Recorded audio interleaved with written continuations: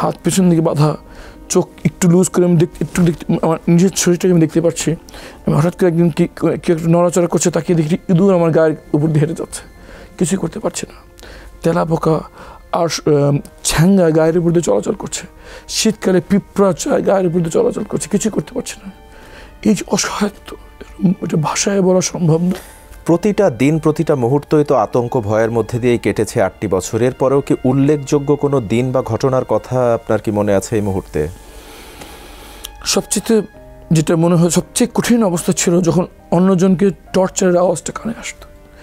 টর্চারগুলো তারা করতো রাতের বেলায়, একজন প্রাপ্তবয়স্ক পুরুষ শিশির মতো চিৎকার করত, সেই শব্দ যখন আপনার কানে আসছে এবং তাদের লাঠি দিয়ে পেটানো হচ্ছে, এবং সবচেয়ে বেশি চিৎকার তারা করতো যখন তাদের ইলেকট্রিক শক দেওয়া হতো।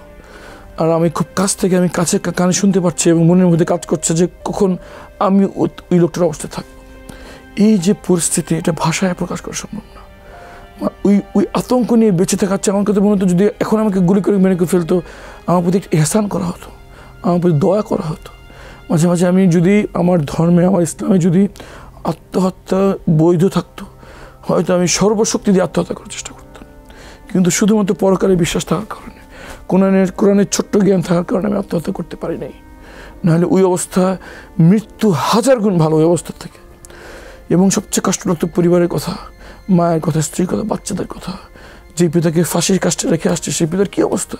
তাকে ফাঁসি দিল কি দিল না, বেঁচে আছে কি বাঁচে, এই যে অনিশ্চয়তার একটা অবস্থা, তাও দিনের পর দিন না, মাসের পর মাস না, বছরের পর বছর না, এই অবস্থায় বেঁচে থাকা মৃত্যু 1000 গুণ ভালো। আমাকে যখন বন্দি করে নিয়ে যায়, আমার ছিল 110 কেজি ওজন। আপনারা সবাই দেখেছেন, যখন আমাকে বের করে দেন তখন 49 কেজি ওজন হয়ে গেছিলো। আমার হাড্ডি ছাড়া কিছুই অবশিষ্ট ছিল না। পুষ্টির অভাবে আমার 2 চোখে ছানি পড়ে গিয়েছিল। যখন আমি মুক্ত হই তখন আমি কিছুই চোখে দেখছিলাম না। আমার কাছে মনে হচ্ছে সব কিছু কুয়াশায় ভরা, এরকম মনে হচ্ছিল। আমরা যে আরপিএম যে একটা চেয়ার দেখেছি, আপনি নিজেও গিয়েছিলেন পরিদর্শনে প্রধান উপদেষ্টা সহ, এই চেয়ার কি আপনি ওখানে থাকা অবস্থায় কি দেখেছিলেন কিনা? আমি খুব অল্প সংখ্যকদের মধ্যে একজন সৌভাগ্যবান যাকে সেসব ভয়ঙ্কর টর্চারের মুখোমুখি করা হয়নি।